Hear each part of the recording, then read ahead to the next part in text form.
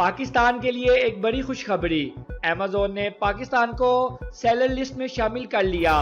پاکستان کی تاریخ میں وہ کام جو پہلے کبھی نہ ہو سکا، وہ بالآخر موجودہ حکومت نے کر دکھایا۔ اس سے پاکستان عالمی منڈی میں شامل ہو گیا۔ اربوں کی سرمایہ کاری اور روزگار کے مواقع بھی پیدا ہو گئے۔ پاکستانی صارفین کے لیے دنیا میں ایک عالمی منڈی کھل گئی۔